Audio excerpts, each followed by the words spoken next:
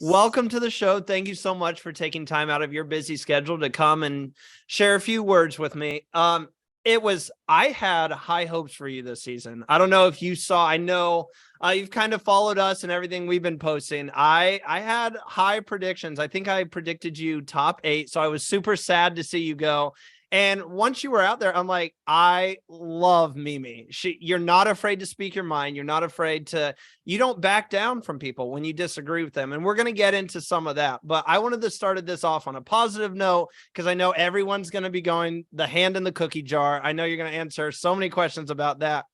But not only did that moment happen this episode, but you also had a challenge beast moment this episode as well. It came down to you and Paige in the water challenge, and whoever won that got the cookie jar for their tribe. So Mimi, I want to know, what's it like to be a challenge beast? How did that moment feel for you once you won the cookies for the tribe? It felt amazing. It really felt like it was a moment for myself to prove myself as a newbie. And that particular challenge, it felt like I hulked out a little bit, you know. You did. I thought she had you for a second. Yeah, you did, didn't you? I actually remember that challenge like it was yesterday. So I actually remember me being in the water and what I was thinking and how I was trying to pull. But yeah, I have a lot of power in my legs, so that's what I used and got there in the end. Australian Survivor is known for like the physical challenges and being super tough. I mean, we saw it first challenge, someone was already hurt. 2 castaways were already hurt. So do the challenges live up to what they look like, on the show, or are they even tougher? Look, they're tough when you don't have good teamwork, which we didn't have as well. So in the midst of that, we had heat in Samoa, and we had heat and then rain and then heat and then rain. So everything all combined, yes, it was absolutely super tough, but always got through. But obviously, have a losing streak going on. Yeah, I was wondering about that, and I've been asking about it. The villains tribe seems to, something is not connecting, and it's just not coming together when it matters when it comes to those immunity challenges. So from your perspective, why do we feel like the villains are really struggling to get it done when they need to? Well, so as you said, we're winning individual challenges, rewards challenges, and we're losing team challenges. So we're really good on the strategic side. We know who to pin against who. But then when it comes to working together, we just really don't have that glue between us. And I think it kind of speaks for how the dynamic is with the tribe at the moment with alliances. So you have Liz and Shani, you have Simon and Geordie, and then you have the rest of us who are kind of waiting to see what happens. And of course, we lost Jackie and Angeli, and Michael too. We're just a little bit scattered. No, it definitely makes sense. And you're leading me right into the next question. I'm like, you're too good at this. My next question was literally, you mentioned those alliances, right, that are starting to form. You guys, correct me if I'm wrong, but we're on like day 7, day 8, around that area at this point.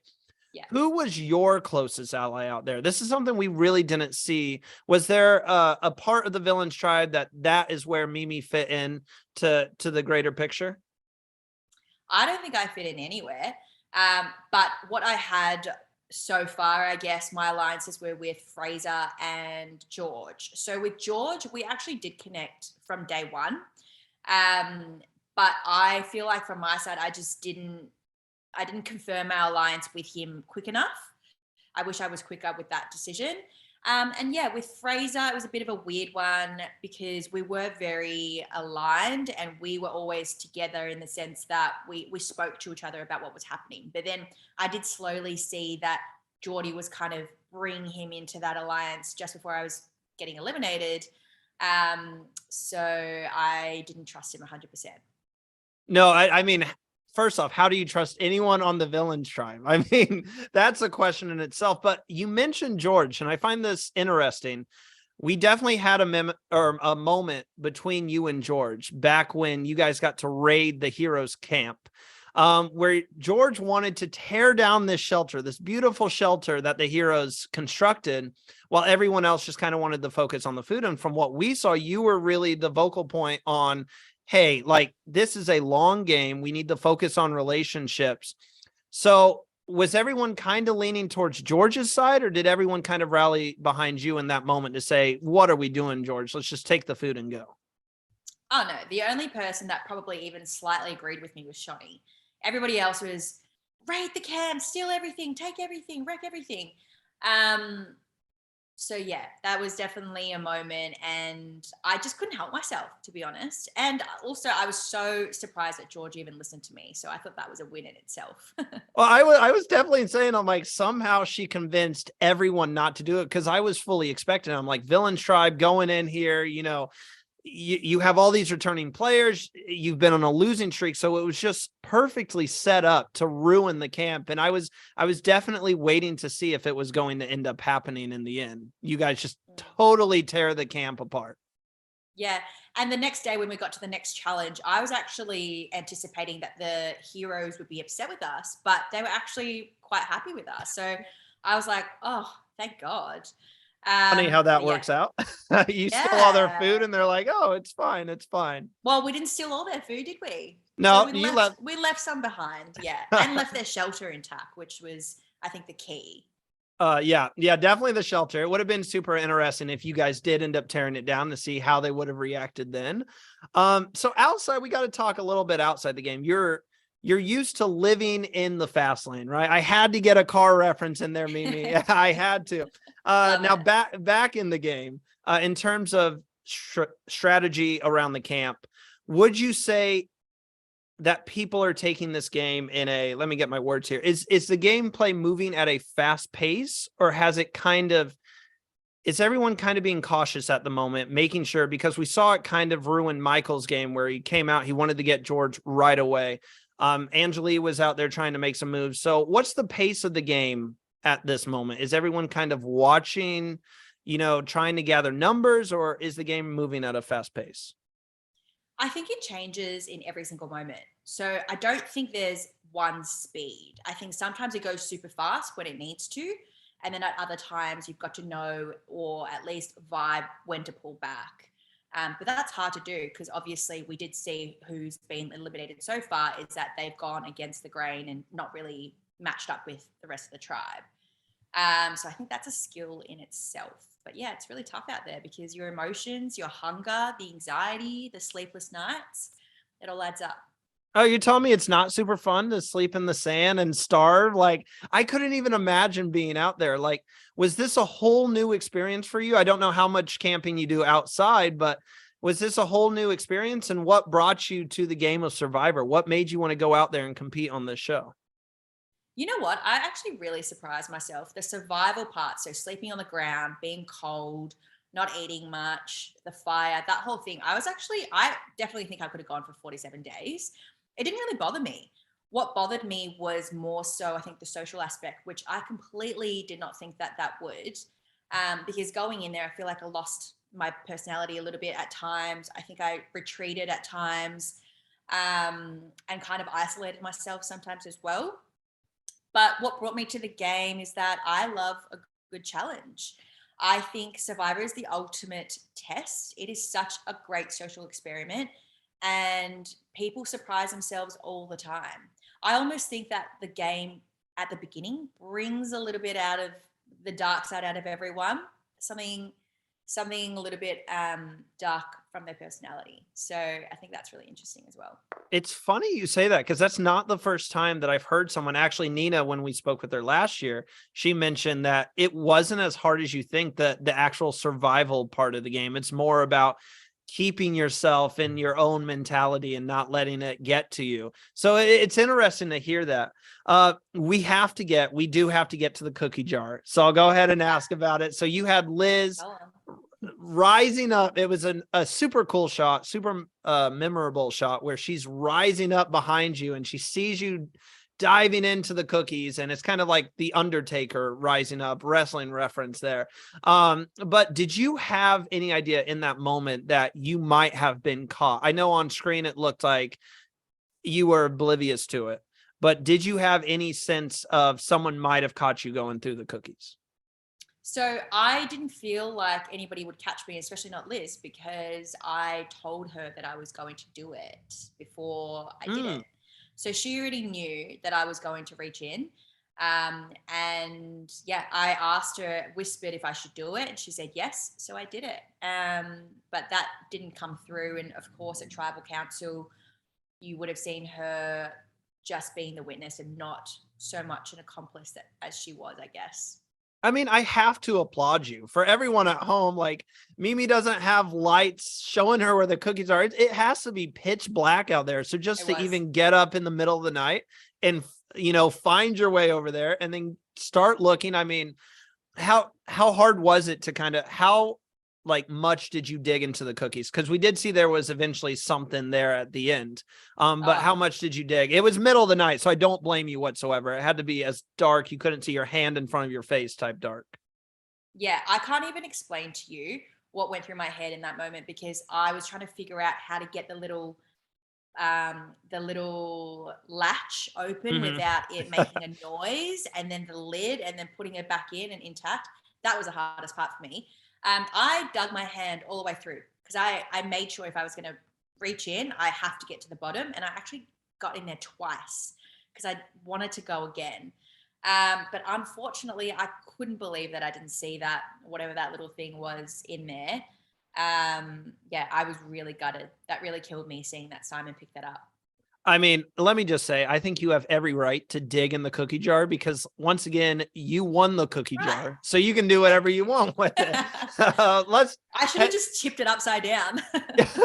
if you dumped them out, I mean, oh my gosh. I mean, if you found something, it doesn't matter. But man, that would have been very iconic in itself. Just wake up the next morning and be like, oh my gosh, someone dumped the cookies over. Who would have done that? The next morning was like that. I remember the next morning when we woke up, Geordie was like, "Oh, that's weird. All the cookies have degraded." And I was like, "That is weird. It must be the moisture in Samoa. Must be, They you were know?" so caught up on the cookies being smushed. I was like, I feel like I Uh, wouldn't even notice that. I would just still be baffled that we have cookies that I wouldn't even care. I'd be like, it's just crumbs, whatever. Let's eat it. Um, seriously. Heading to tribal council, right? So what we saw was the plan was it was going to be Stevie, and obviously Simon had this plan to vote out George and possibly blindside him. As you're heading the tribal, was that the plan that you were told Stevie is the direction we're going, and did it appear as like a unanimous vote? Going into tribal, I was 70% sure it was going to be Stevie. I wasn't sure because of all the conversations we had. I knew it could swing many different ways. And I knew that day it was between George, Stevie, and myself. And evidently at tribal, that changed many times. So, yeah, it was chaotic. I was wondering why you didn't get up and take part in kind of the live tribal. You had some amazing words where you're like, I don't need to do this. Like, I don't see the need to fight or what. I can't quote you off the top of my head, and I'm not trying to put words in your mouth. But why didn't you kind of get up once people started moving around? And maybe you did, and we just didn't see it in the edit. So I'm interested to hear how tribal went down for you. Yeah, you know what? And this is obviously me being a newbie, but I actually didn't know you could do that. I Mm. didn't know you could get up in tribal and change your plans, you know, from what it was previously planned. Um, but yeah, tribal was intense. I had whispers behind me. I was just trying to keep my cool. I didn't want to panic. I didn't want to say anything or act in a particular way that I would have regretted later based on a temporary feeling. So I was just trying to breathe through it and remain calm, and whatever was will be. So yeah. We love to look. We have just a few more minutes here to ask our last couple of questions. We love to look past the game because you guys do have your everyday lives, and we get to see a small glimmer of your lives on the island, but it's while you're starving and living in terrible conditions and stuff like that. So I want to know, even after this whole experience for you, what are you taking away from this like once in a lifetime journey to play on Survivor? You mean learning about myself or the game?